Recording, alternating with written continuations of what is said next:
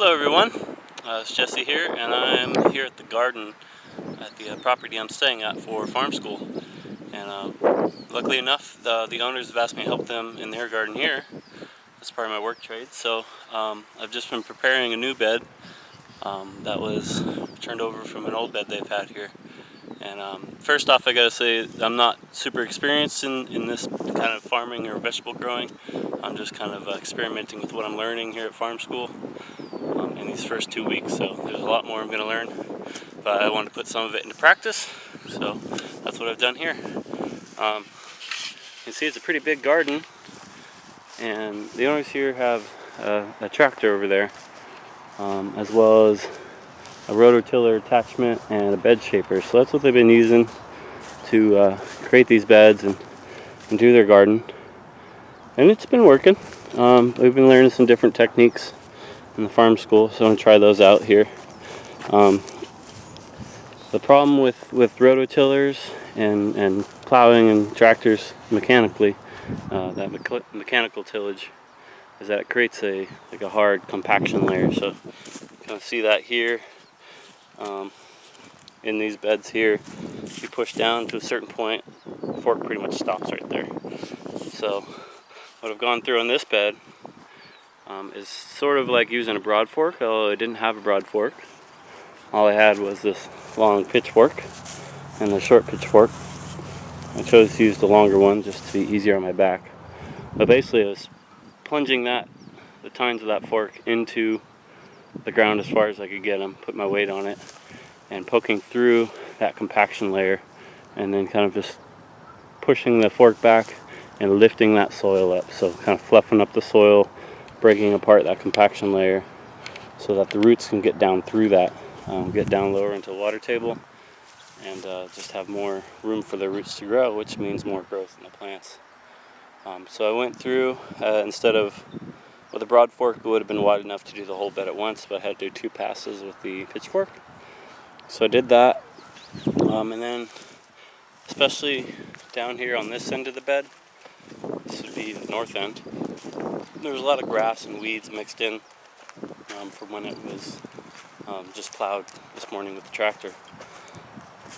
So I went through and I took out as much of those weeds as I could so they wouldn't grow back up into the bed, and at the same time kind of used my hands to break up as much of the compacted clods that were left as I could, and kind of shape the bed as well. And basically what I've learned, what I'm doing there is producing what's called tilth. So tilth is like having lots of kind of a loose soil and having lots of spaces for those roots to go down into, instead of having big clods. Even this could be better, breaking these apart and allowing those roots to have a nice soft soil to go into. So you see on this bed here, we drop the fork, just the tip. Basically the fork goes in. If I drop into this one, it sinks much further. It could be better than that, but this is just the first time I've turned this bed. So this was a lot more work in the beginning than running the tractor, but on a small scale like this, it makes more sense, I feel, in that we do this in the beginning. Might have to do it a few more times because there is such a compaction layer here on this farm from years and years of livestock and tillage.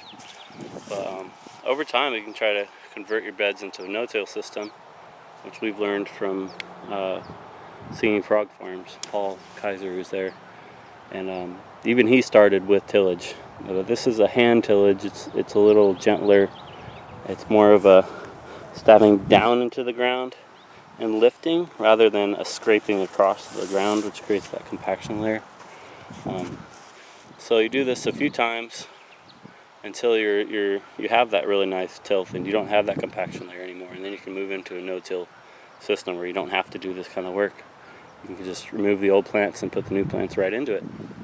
That's what he's doing out there, Singing Frog, sort of what he calls carbon farming. And they'll harvest their veggies from a production bed like this in the morning. Just cut the plants off. So like, you wouldn't harvest a tomato like this, but they would just chop this right below the surface So they're leaving the roots in the ground, dropping it below the surface so it doesn't grow back, and then just that same day planting a new crop right into it, so that those roots that are in the ground can rot and turn into compost in the ground. They also apply a little bit of compost on top in between plantings, and that keeps that fertility going, and then it gets that nice soil structure with no-till. So owner, he's about to go get some more, another load of compost, so I can spread some compost on top of this, and then I'll be planting all of these veggies in here. There's a lot of starts that they had in their greenhouse that didn't get put in, and these are mostly brassicas, so different types of kale, kohlrabi, some chard back there, and so I'm going to put all these brassicas in this one bed, since they like a little bit different soil type, pH, and fungal content than your other veggies. So I'm going to try to fit them all in there. I'm going to try to pack them in there as tight as I can, so that once they start growing and leafing out, they're going to completely cover this soil, so the sun can't hit it and keep drying it out. I'm going to put some of the straw mulch on top as well. So we'll see how that goes. It's kind of an experiment for me. It's really the first time I've gardened on this big of a scale. I've done kind of small urban, suburban type gardens before. So I'm just trying to apply what I'm learning, and we'll see how it goes. Hopefully we'll get a good crop of veggies out of it. Alright, end of the day. I took a little break during the heat. Finished planting up this bed. So first thing I did was we got a big old dump truck full of compost. Used just a little bit of that, and made a like 2-3 inch layer over this whole bed to upstart that fertility.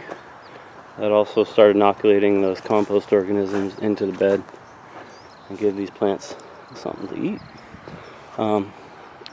As you can see, I planted in quite close. All these are different types of kales, chards, and perhaps some kohlrabi.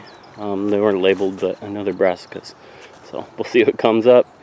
Put them in quite close. We'll see how that goes. I'm hoping it'll shade out the soil and help everything stay moister during the heat of the summer, because it is getting quite hot here in Sonoma County. So I started over here to mulch it with some straw, but I found that it was burying these little chard plants I put in, and I didn't want to hurt the plants right after I just transplanted them. It's a big shock for them. So I'm going to water it in and wait a few days before I put more mulch on the rest of it. But that mulch will help hold that moisture in until the leaves can get big enough to make a living mulch. So it's an experiment. We'll see what happens, but thank you for joining me and checking it out. I'll post another video in a few weeks and see how it's going. Alright guys, it's now late August, and I want to give you an update on this garden bed experiment we just saw. So this is that bed I planted out. Ended up mulching the rest of it, but it's growing pretty well. You can see everything's pretty close together.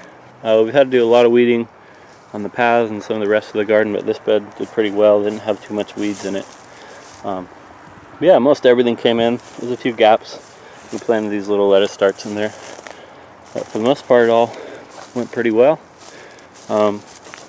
They did kind of the same thing on this bed, the owners of the land, and planted this. I think this must be collards, something like that, and that seemed to do pretty well too. Like I was talking, planting everything close together so that once it grows out, as you can see, it's full leaf cover. So that prevents any weeds from really wanting to grow inside. If there are weeds, they're going to be really small and spindly and easy to take out. But we've been eating kale and some kohlrabis off of this for a few weeks now, and it turned out pretty well. I think I'd try this method again. The rest of the garden's doing pretty good too now. Lots of tomatoes coming in, so I'm going to go grab one of those and go have some dinner. So thanks for watching. I hope you enjoyed this video. If you like my videos, go out to patreon.com/JesseGrimes and become a patron. See you guys next time.